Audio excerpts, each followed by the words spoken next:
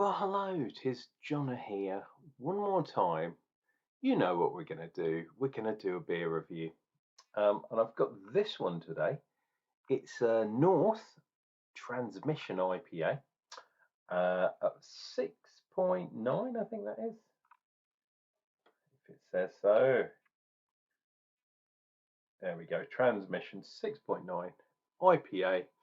Absolute loon of an IPA. Well, not a loon, but yeah. It says East Coast meets West Coast in this soft and juicy IPA. Hazy orange appearance, deep tropical flavour, and a crisp pine bitterness. What have we got here? We got barley, we got wheat, no oats in there apparently, and the hops in here apparently, according to the North website, are Citra, Mosaic, Chinook, and Sultana. Yeah, which is kind of cool. Originally made in 2015.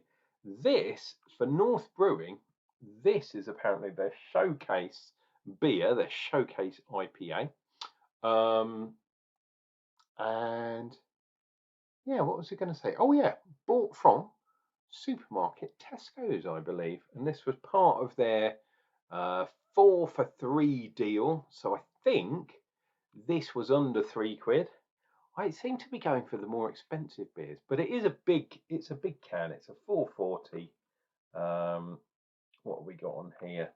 Stay away from pregnant ladies that recycle things. And should you want to know more, there is a QR code. It says if you buy directly from the brewery, you actually save some money on the first order. So that's always good.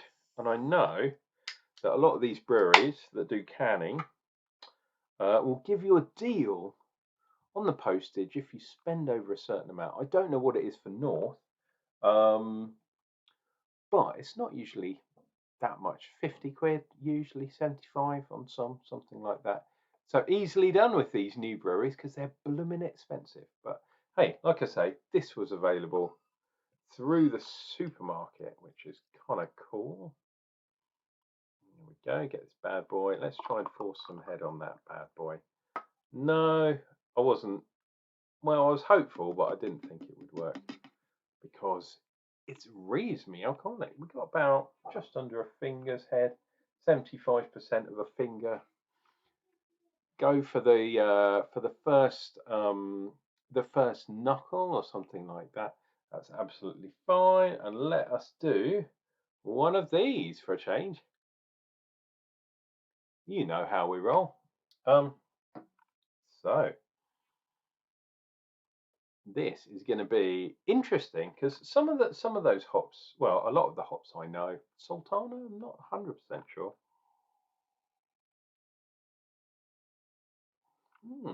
Interesting. Bit of greenness there. Bit of kind of, yeah, bit of like stone fruitiness. Mosaic usually gives tropical fruit, but this isn't quite tropical.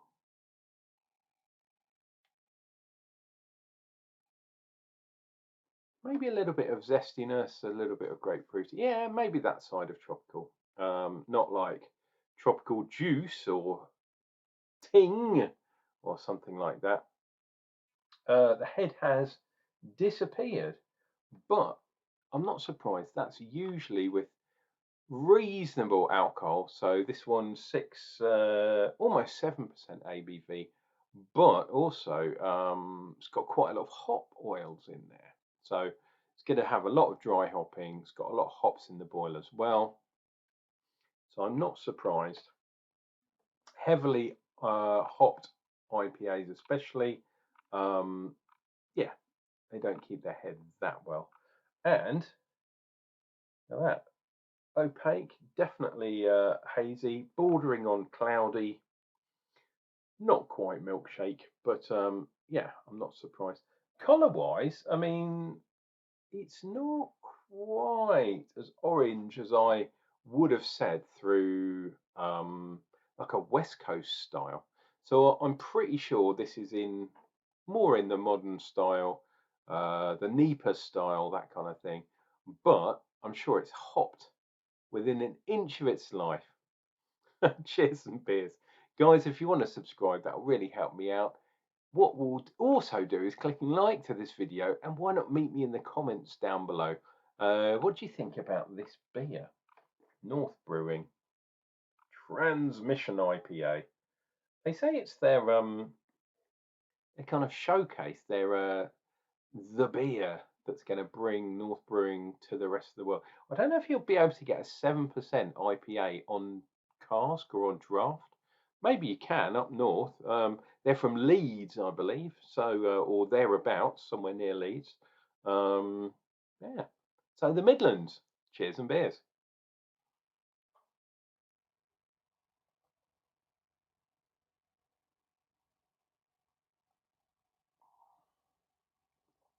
Oh, wow. My God, lots of hop oil.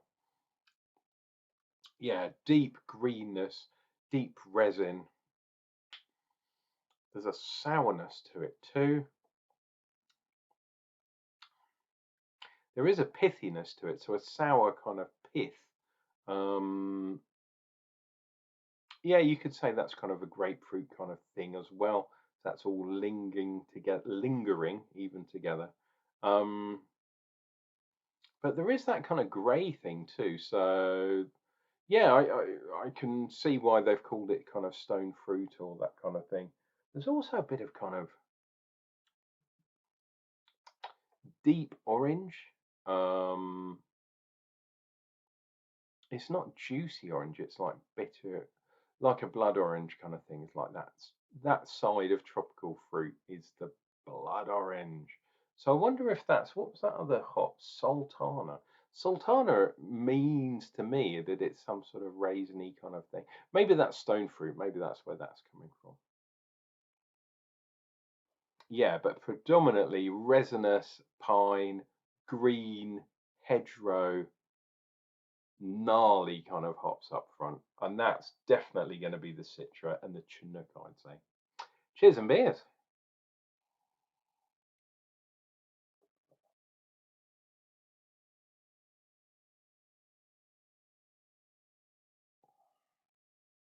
Oh, I have had this chilling away in the fridge. I really don't want to have any exploding cans, because I've kind of had that before. I've never actually had a can explode on me. I've had a couple of bottles blow their top off before, but cans, no. However, with this new style of beer that people have, especially when they're putting fruit in, not necessarily with this beer, I don't think they have, but when they put sort of adjuncts in there, you're always running the risk that you're going to blow the top off your beer. Um, and the easiest way to prevent that is to store it chilled. So cold chain, and a lot of these, how should we call them? Craft. Dear me, my eye is itchy. Craft beer, which basically don't really care about the customer as much as the older school breweries do. Don't know why that is. Really expensive. They knock out some proper shit. They don't care if their cans explode. Um, yeah, they talk about cold chain as if it's like, oh wow, yeah, it's so good. Oh, cold chain, we invented it. No, you didn't. You did not invent cold chain. Absolute nonsense. I've heard people on podcasts talking this absolute shit.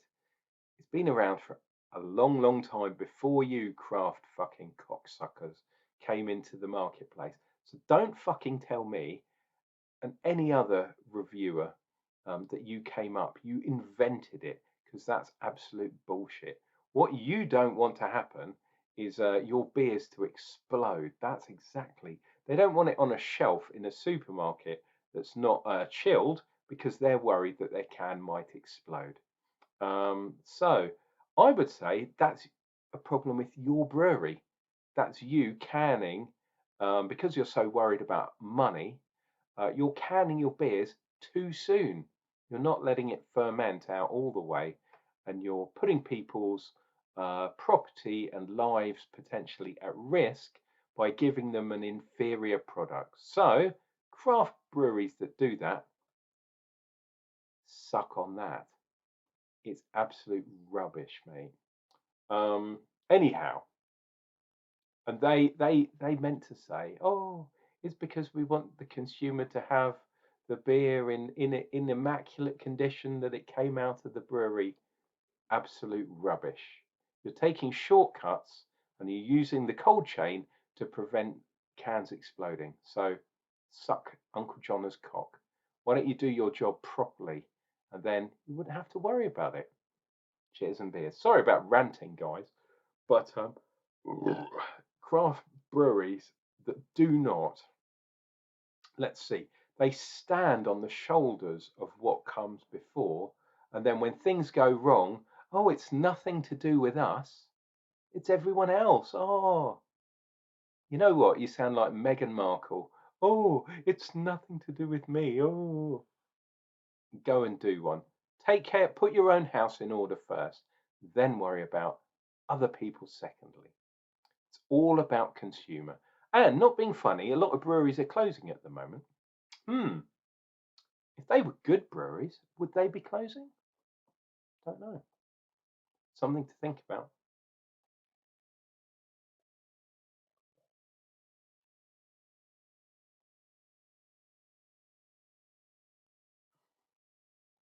Oh, no such problems with this beer though. There is absolutely no fruit in there. This is a proper traditional kind of, well, what I would say traditional West Coast style IPA. A lot of old school hops used here. Columbus is quite old school. Believe it or not, Citra is quite old school. And I would say Mosaic is becoming quite old school, although Citra and Mosaic are two of the most common hops used. Columbus, Chinook, the other hop in this, isn't used so much these days. It's more of a West Coast style hop. But yeah, it is very nice. My God, I realised I went on a huge rant, and I apologise, dear viewer.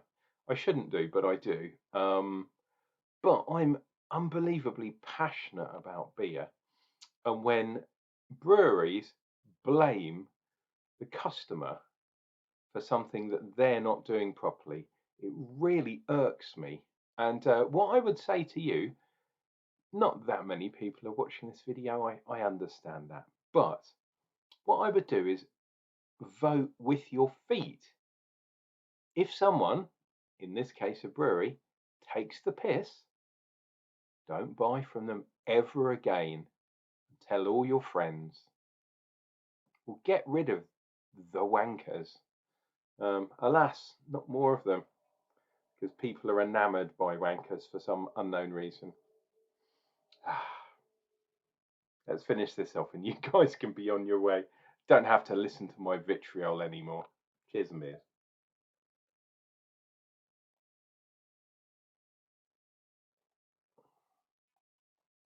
So, there is some really nice tide lines going on here. A little one down there.